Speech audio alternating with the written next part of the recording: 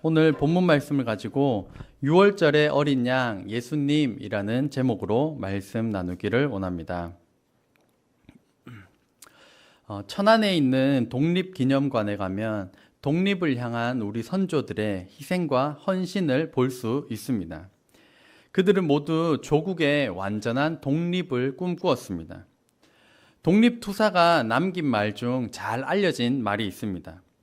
그것은 바로 나의 소원은 첫째도 독립이요, 둘째도 독립이요, 셋째도 우리나라의 완전한 독립입니다. 이처럼 이들에게 다른 소원은 없고 오직 한 가지, 나라의 독립이 그들의 꿈이었습니다. 대한민국 국민, 저와 여러분이 오늘날 누리는 이 자유와 행복은 공짜로 그저 우연히 주어진 것이 아니라 수많은 이들의 희생과 헌신으로 쟁취하여 얻어낸 것을 저희가 값없이 누리고 있습니다. 우리가 선조들을 기억해야 하는 한편 또한 우리의 구원도 마찬가지로 거저 얻어진 것이 아니라 예수 그리스도의 그 고난과 죽으심으로 인해 얻게 되었습니다. 그 은혜를 되새기며 오늘 6월절에 대해 살펴보도록 하겠습니다. 절기는 하나님께 특별히 예배 드리는 날로서 하나님께서 우리에게 절기를 주셨습니다. 왜 정기적으로 하나님께서 이 절기를 주셔서 우리로 하여금 절기를 지키게 하셨을까요? 왜냐하면 사람은 망각의 존재이기 때문입니다. 너무 잘 잊어버립니다. 요즘 최근에 뭘 잊어버리셨나요? 맨날 핸드폰 어디 놨는지 찾고 막 어디 뒀는지를 모르겠습니다. 가끔 집 도어락도 까먹어가지고 막 이렇게 치매 아닌가 이러면서 막 걱정하시는 분도 있습니다. 너무 잘 잊어버리기 때문에 하나님께서 기억하라고 절기를 주셨습니다. 이 6월절이 시작된 그 처음 6월절을 살펴보기 위해서는 이스라엘이 이집트의 노예로 있었던 때로 거슬러 올라가야 합니다. 이집트는 이스라엘 민족을 노예로 삼았는데 이스라엘 민족이 점점 불어나자 이스라엘을 억제하기 위하여서 가혹한, 잔혹한 정책을 펼쳤습니다. 그것이 첫 번째는 태어나는 남자아이를 다 죽이는 정책이었습니다. 예를 들어 우리나라에 그게 벌어졌다 그러면 저희 하랑이가 이렇게 나일강에 싹 버려지는 겁니다. 왜냐하면 이스라엘 민족을 억제하기 위하여서 이집트 왕 파라오가 남자아이가 태어나면 다 죽여라, 나일강에 던져버려라 라는 명령이 떨어졌기 때문입니다. 그래서 모세의 동갑내기는 아무도 없습니다. 왜냐하면 다 나일강에 던져졌기 때문입니다.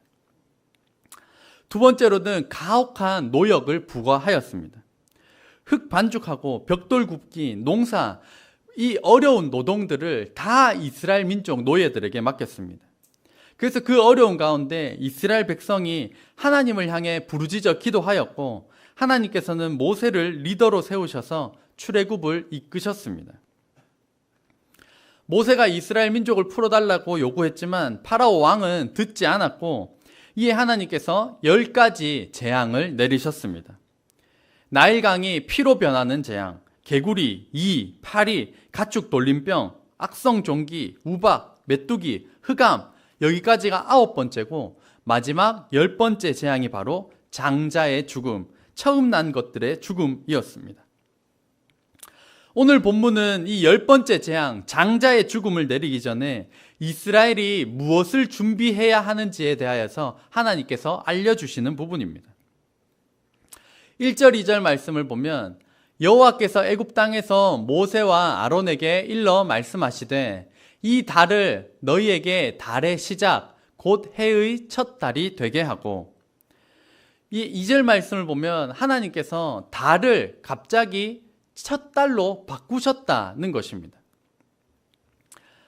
오늘 본문을 통하여서 알 수 있는 것 첫 번째는 첫째 가운데 있는데요. 한번 같이 읽어보겠습니다. 시작. 하나님은 시간의 창조자이십니다. 하나님은 시간이라는 개념이 존재하지 않을 때 하나님께서는 시간이라는 개념을 만드셨습니다. 2절 말씀에 달의 시작 곧 해의 첫 달이 되게 하고, 이 말은 이런 겁니다. 이번 달이 7월인데 자 오늘부터 1월이다. 자, 이렇게 말하는 건데, 제가 만약에 자, 오늘부터 1월로 지킵시다, 그런다고 저를 따라와 주실 분은 아무도 없을 겁니다. 왜냐하면 저는 아무런 힘이 없습니다. 하지만 시간의 창조자이신 하나님께서는 달을 바꾸십니다. 세상을 창조하신 하나님께서 시간을 어떻게 정하셨는가? 창세기 1장에 하나님께서 아무것도 없었던 때 세상을 만드실 때의 본문입니다. 1장 5절 말씀을 보면 하나님이 빛을 낮이라 부르시고 어둠을 밤이라 부르시니라. 저녁이 되고 아침이 되니 이는 첫째 날이니라. 그러니까 빛과 어둠이 없었을 때는 시간이라는 개념 자체도 존재하지 않았지만 하나님께서 빛을 만드시고 빛과 어둠을 나누셨을 때 비로소 하루라고 하는, 낮과 밤이라고 하는 하루의 개념이 생겼던 것입니다. 굉장히 철학적인 개념입니다. 집에 가서 한번 곰곰이 한번 생각해 보시길 바랍니다. 아니, 들어도 이게 무슨 말이지? 굉장히 어려운 세상의 시작과 관련된 부분이니까요. 또한 사람은 짝수가 편하지 홀수가 편하지 않습니다. 친구가 모일 때 짝수로 모이면 짝짝꿍 잘 맞는데 홀수로 모이면 뭔가 애매합니다. 그래서 하나님께서는 부부를 짝수로 만들어 주셨습니다. 남자도 한 명, 여자도 한 명으로 만들어 주셨는데, 예를 들어 부부를 홀수로 만드셨다면 남자 한 명 혹은 여자 두 명, 아이고, 이거 생각만 해도 이 바가지 긁는 소리가 여기까지 나는 것 같습니다. 만약에 남자 두 명에 여자 한 명, 이것도 아마 피 튀기는 맨날 부부 싸움이 일어날 것입니다. 그래서 사람은 짝수가 편합니다. 그런데 만약에 이 날과 주, 이것을 사람이 정했다면 사람은 한 주를 홀수로 정하지 않았을 것입니다. 짝수로 정했을 것입니다. 하지만 시간을 창조하신 하나님께서 이 주를 정하셨기 때문에 하나님께서 7일로 정하셨습니다. 2장 2절 말씀을 보면 같이 읽겠습니다. 시작. 하나님이 그가 하시던 일을 일곱째 날에 마치시니 그가 하시던 모든 일을 그치고 일곱째 날에 안식하시니라. 아멘. 하나님께서 세상 창조를 6일 동안 하시고 난 다음에 7일째 쉬셨습니다. 그래서 일주일을 하나님께서 7일로 6일 동안 일하고 7일째는 쉬는 것으로 하나님께서 정하셨고, 이것을 우리에게 주셨으니까 우리는 짝수가 편한데도 그냥 홀수 하나님께서 주신 시간표대로 살아가고 있습니다. 혹시 한 주 10일로 지키는 분은 없으시죠? 그런 분 있다면 옆에서 잘 보살펴 주시기를 바랍니다. 하나님께서 정하신 7일, 그 7일을 우리가 그렇게 살아가고 있습니다. 또한 시간을 창조하신 하나님께서 이스라엘 민족에게는 달을 바꾸어 주셨다면 우리에게 연도를 바꿔주신 사건이 바로 예수님의 탄생입니다. 우리는 올해 2024년을 살아가고 있습니다. 2024년을 부르는 명칭이 몇 가지가 있습니다. 다들 들어보셨을 텐데요. AD 2024년 혹은 기원후 2024년, 서기 2024년, 교회에서는 간혹 주후 2024년 이런 거를 쓰긴 하는데 전체가 다 예수님 오신 후 2024년째다라는 의미를 지니고 있습니다. 기원 전이라고 배웠던 BC는 Before Christ라고 해서 예수님 오시기 전, 그러니까 그 학교 책에서 볼 때 Before Christ, 예수님 오시기 전 이렇게 하기가 싫으니까 그냥 BC로 표현해서 우리가 모르는 거지, 학교에도 다 BC로 돼 있습니다. BC는 예수님 오시기 전이고 AD는 라틴어로서 아노 도미니라고 하는 예수님 오신 후라는 것을 써서 시간을 창조하신 하나님께서는 예수님께서 이 땅에 오셨을 때 기원전과 기원후, BC와 AD, 시간을 다시 새롭게 시작하시는 그것대로 우리가 지금도 살아가고 있는 것입니다. 앞으로 연도를 생각할 때마다 주님 이렇게 생각하시고 2024년을 외치시기를 바랍니다. 단순하지 않습니다. 그래서 제가 2024년 할 때도 주님 이렇게 2024년도 시간의 창조자 되신 하나님을 신뢰하는 저와 여러분 되시기를 주의 이름으로 축복합니다. 출애굽기 12장 3절 말씀을 보면 같이 읽겠습니다. 시작.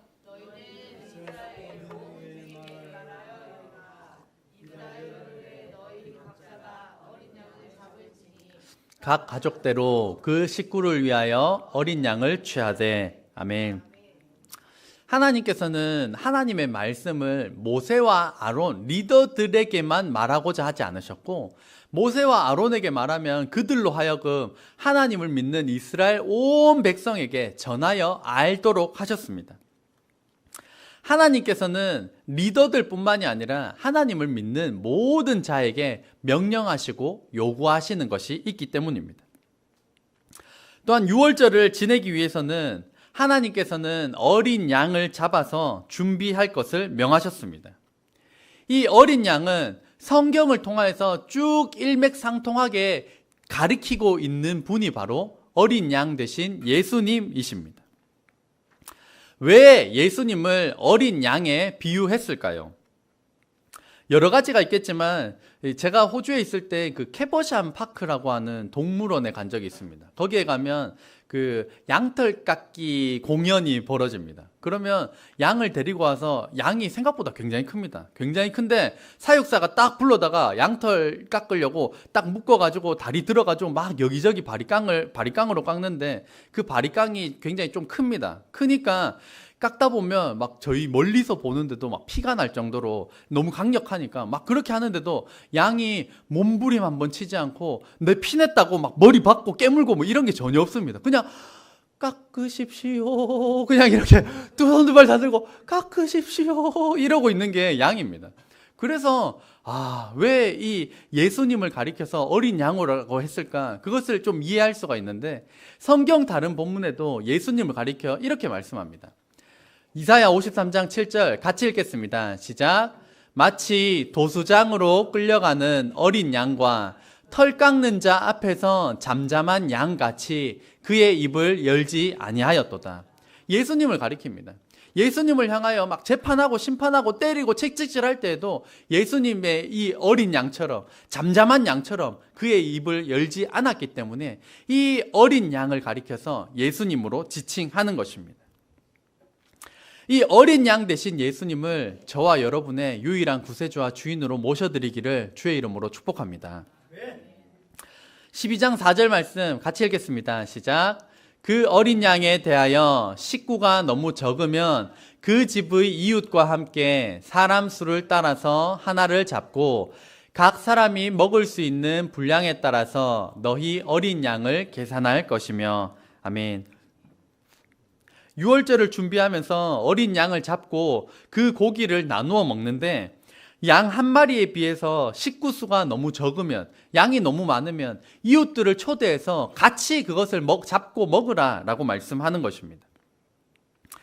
이것이 바로 우리 신앙생활의 수직적인 관계와 수평적인 관계를 잘 나타내는 본문입니다. 수직적인 관계, 위아래의 관계는 바로 하나님과 하나님과 우리와의 관계를 의미합니다. 예수님께서도 명령하시는 것처럼 수직적인 관계에 있어서는 우리는 마음과 힘과 목숨을 다하여서 하나님을 사랑해야 합니다. 그런가 하면 내가 예배만 잘 드리고 나면 끝이다 라고 하는 것은 오늘 본문 말씀, 이 수평적인 관계를 놓치는 것입니다.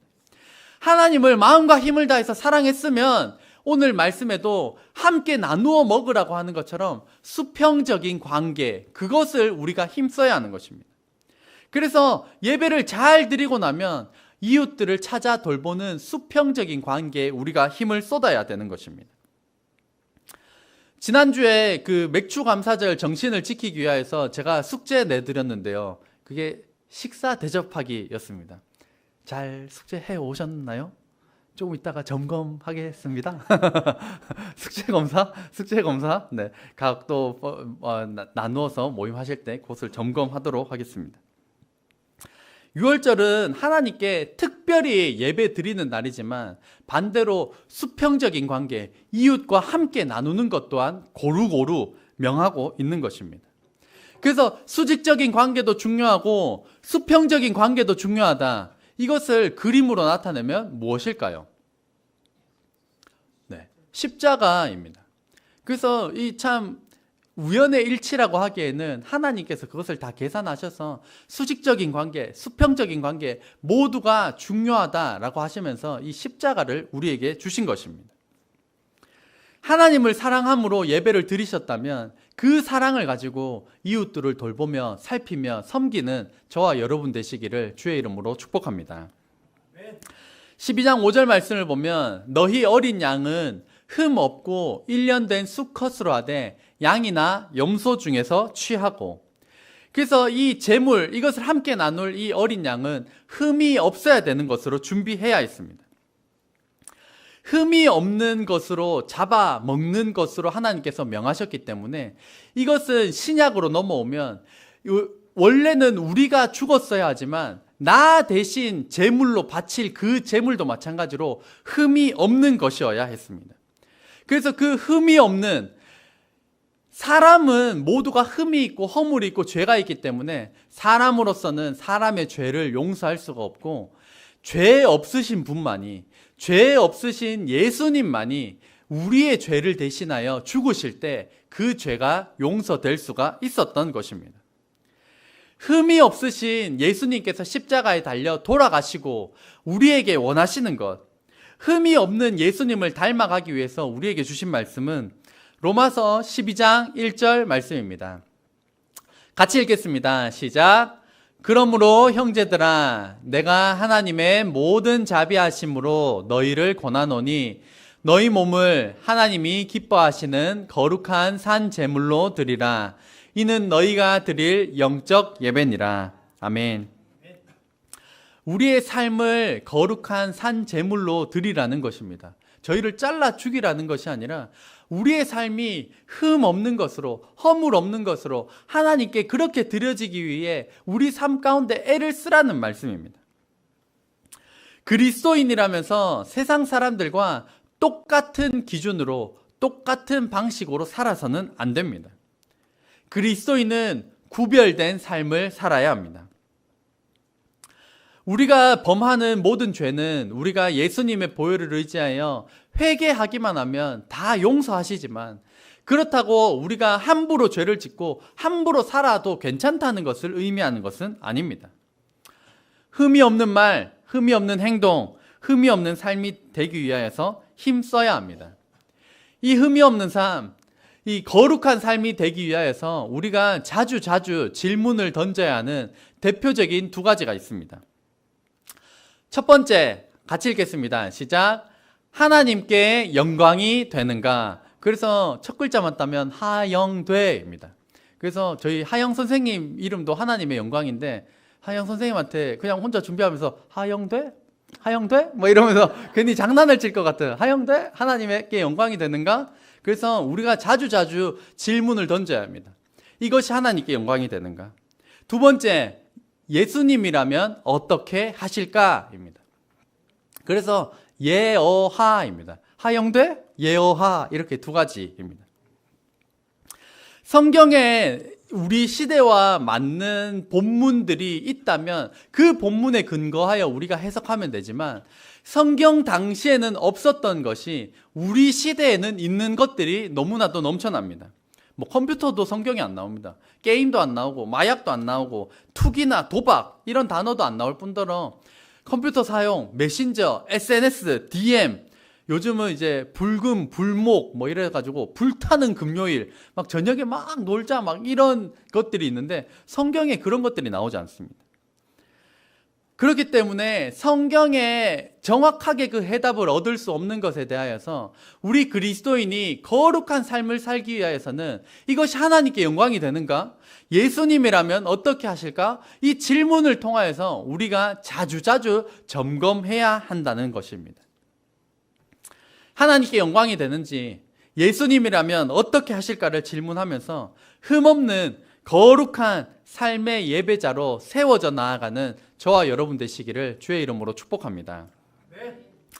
12장 6절 말씀을 보면 이달 연나흘까지 간직하였다가 해질 때 이스라엘 회중이 그 양을 잡고, 이 양은 이달 연나흘까지 간직하였다가, 그러니까 이 양은 소중히 키운 양이어야 했습니다. 그냥 아무렇게나 대충 키운 양을 갖다가 잡는 것이 아니라 애지중지 키운 양이어야 했습니다. 아무런 관계가 없어서 잡아 죽여도 그냥 아무런 양심의 가책도 없고 아무런 감정을 못 느끼는 그런 양이 아니라, 그 양이 만약에 죽는다면 내 자식처럼 키운 양, 내가 애지중지 키운 양, 그 흠 없이 키우기 위해서 이름을 불러가며 따뜻하게 가족처럼 사랑해서 키운 그 양을 이 유월절 때 잡아야 했었던 것입니다. 그래서 가족처럼 이름을 불러가며 키운 그 양이 유월절에, 원래 그 유월절에는 장남이 죽어야 했지만 그 장남 대신에 이 이름을 불러가며 키운 사랑하는 어린 양이 대신 죽은 날이 바로 유월절이었던 것입니다.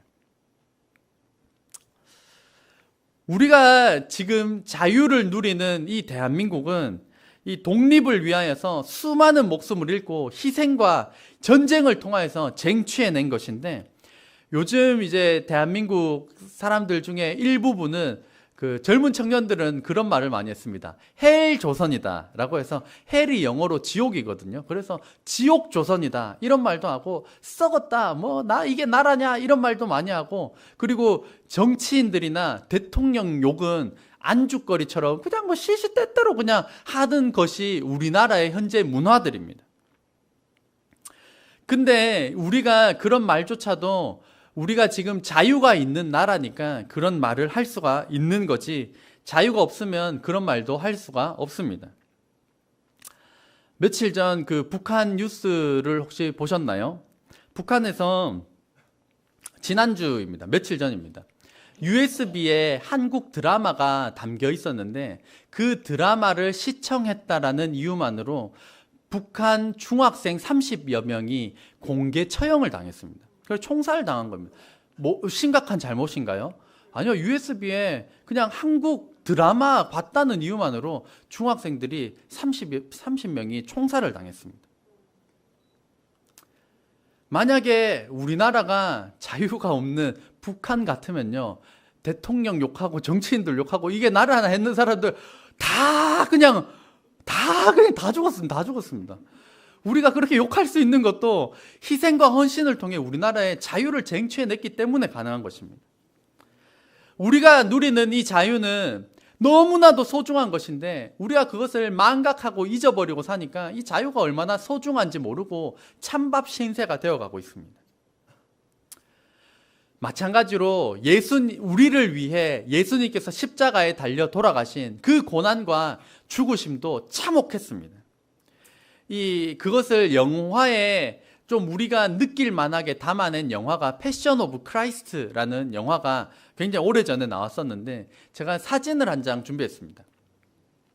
제가 좀 일부러 조금 흐릿한 사진을 준비해 왔는데, 자세히 보시면 온몸이 피투성이고 다 찢겨져 있고, 여기 이제 손과 발에는 못이 박혀서 못에 박힌 채로 자신의 체중을 십자가에 달려 있는, 지난번에도 말씀드렸지만 숨이 안 쉬어지기 때문에 손과 발에 못이 박힌 이것을 찢어지는 고통을 이겨내며 당겨 올릴 때 숨을 쉴 수 있는 그 고통을 당하셔서, 원래는 우리가 죄로 인하여서 우리가 십자가에 죽었어야 했는데 예수님께서 저와 여러분을 위하여서 대신 십자가에 달려 죽었기 때문에 우리는 죄로부터 건진받았고, 이 예수님을 믿는 자마다 사망에 이르지 아니하고 지옥에 떨어지지 아니하고 하나님 나라에 들어가는 은혜를 주신 것입니다.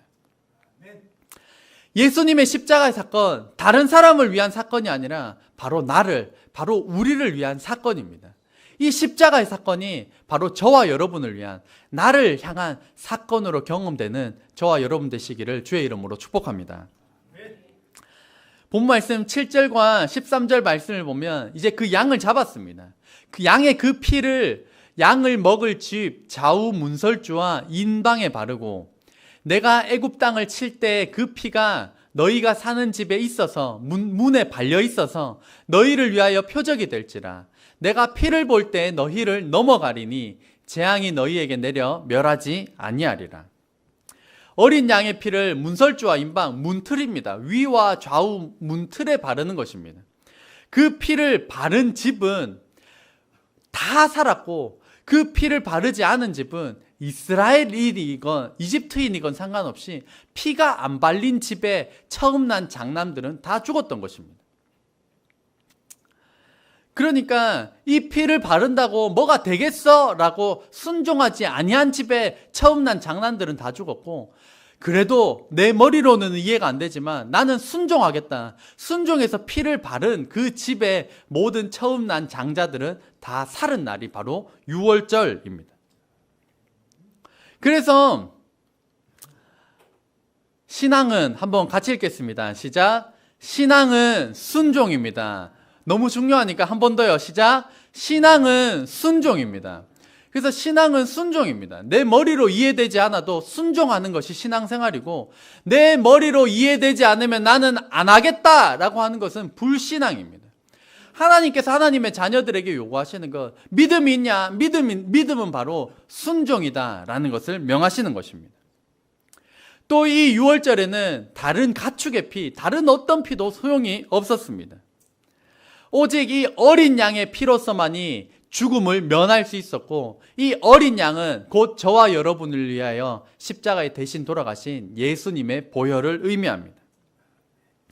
그래서 우리 교회는 다른 종교들에 대하여서 배타적입니다. 만약에 하나님께서 다른 피도 괜찮다라고 하셨다면 우리도 다원주의를 택했을 것입니다.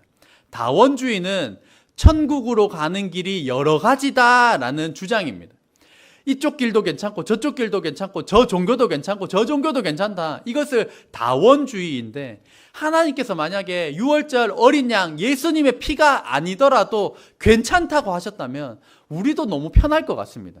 다른 종교 수용하고 너희들도 괜찮다 할 텐데, 하나님께서 오직 어린 양의 피만 가능하다, 예수 그리스도의 보혈로서만이 구원받는다라고 하나님께서 정하셨기 때문에 우리는 배타적일 수밖에 없습니다.